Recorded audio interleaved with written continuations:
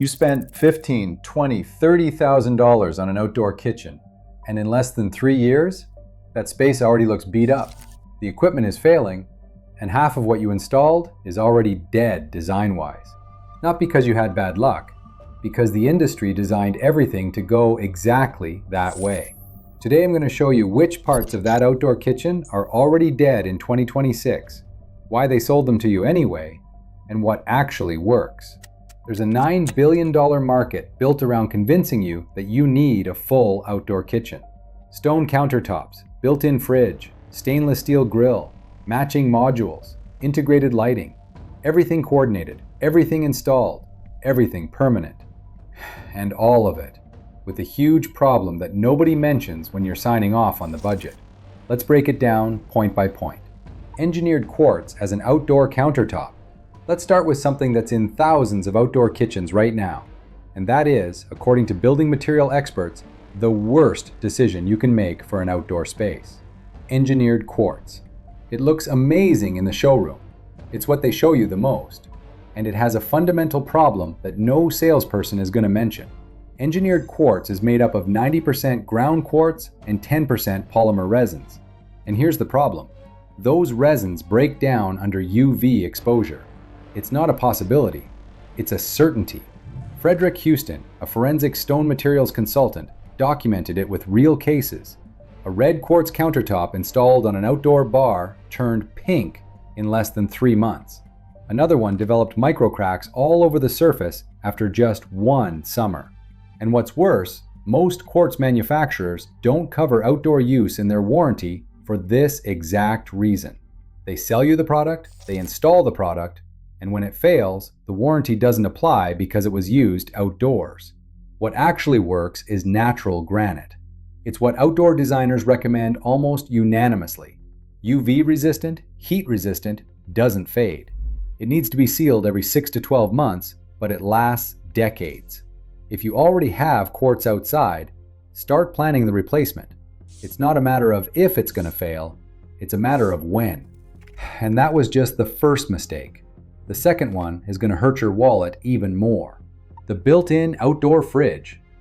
This is the one that hurts the most financially, because it's the most expensive piece of equipment in the outdoor kitchen and the one that ages the worst. A mid-range built-in outdoor fridge costs anywhere from $2,300 to $11,600. A good quality indoor fridge? Between $800 and $2,500. And here's the difference nobody tells you when they're selling you the built-in. An indoor fridge lasts between 12 and 15 years on average.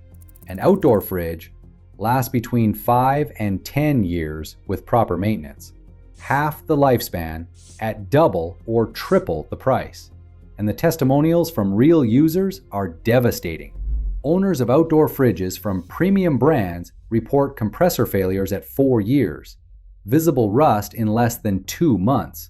And the most frustrating part of all, when the unit fails, there are no replacement parts available, because the manufacturers designed them as luxury disposables. A service technician said it straight up when inspecting one of these units. It seems strange to me that for such an expensive fridge, there are no standard replacement parts. It seems like it was designed to be disposable, but sold at a premium price to make it look high-end. What actually works is a compact, mid-range outdoor fridge that you can easily replace when it dies. Not built in. Not $5,000. One that when it dies in 5 years, doesn't hurt so much to replace. If this is opening your eyes, hit that like button so more people see this before they sign a budget they can't undo. Now, if the fridge thing seemed bad, what's coming with grills is worse. Because here you don't just lose money, you lose the freedom to choose. The permanent built-in grill. And here we get to something that Meathead Goldwyn, who's in the American Barbecue Hall of Fame, says without holding back. I'm not a fan of built-in grills. And his reason is so simple, it hurts. When you build a grill into an island, you're married to the dimensions of that cutout. Forever. No manufacturer uses the same dimensions. Alfresco, Lynx, Twin Eagles, they all have different measurements.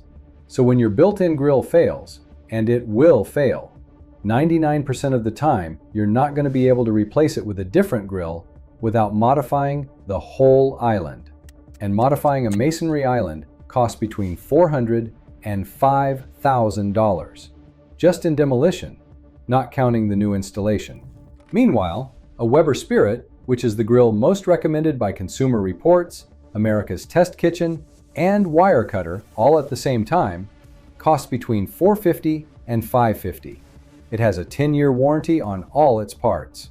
And when in 10 years you want something better, you just swap it out. No demolition, no calling a contractor, no spending $5,000 modifying an island. And we still have 2 more to go. The next one has to do with something that destroys itself from the inside without you noticing until it's way too late. Wood or galvanized steel, modules and cabinets. This is something contractors learn on their first project, and homeowners learn way too late. Wood cabinets outdoors, even when they're sealed, absorb moisture. They swell, they shrink, the doors warp, the drawers get stuck, and in climates with freeze-thaw cycles, water that seeps into porous materials expands 9% when it freezes. That process, repeated season after season, destroys any material that wasn't specifically designed to handle it. And galvanized steel frames have their own problem. A contractor described it perfectly. Halfway through our first project with galvanized frames, we realized we had an unstable structure that was ready to rust. We took that island and threw it in the trash. What actually works is HDPE cabinets, which is the same material they use to make kayaks and industrial cutting boards. Completely waterproof, they don't rust, they don't warp, they don't absorb moisture. They cost more up front, but they last 20 years with no maintenance. Do the math. If you've made it this far, it's because you care about not throwing your money away. Subscribe, because this is the kind of information they're not going to give you at the showroom.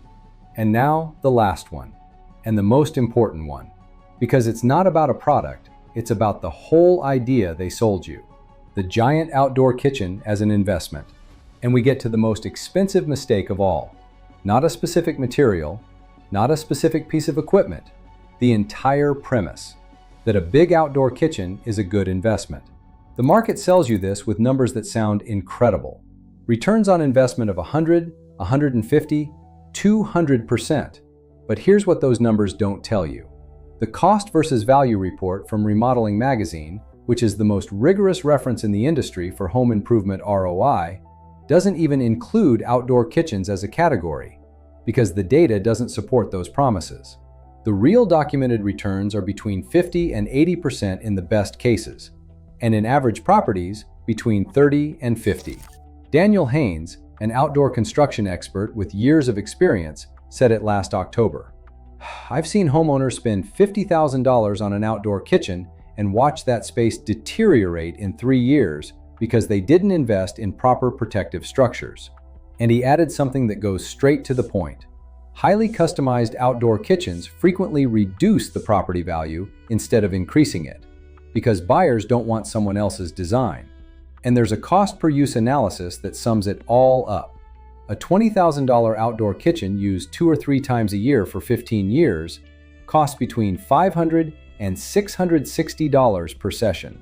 A $500 Weber used weekly for 10 years costs less than $2 per session, with exactly the same results on the grill. The outdoor kitchen industry is worth $9 billion. And that money doesn't come from selling you what works.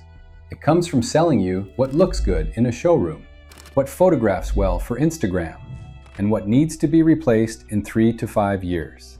What actually works is simpler and cheaper than they want you to believe. A good freestanding grill, a generous work surface, real shade over the space, and easy access to your indoor kitchen, which was designed to be a kitchen. Tell me in the comments which of these points you recognized in your own house while watching the video. And if you haven't seen it yet, I made a video about the outdoor mistakes that make your house look cheap, the ones nobody mentions. That video will completely change your perspective on the houses on your street. And if you don't want to miss what's coming next, you know what to do. Subscribe, and I'll see you in the next video. See you there.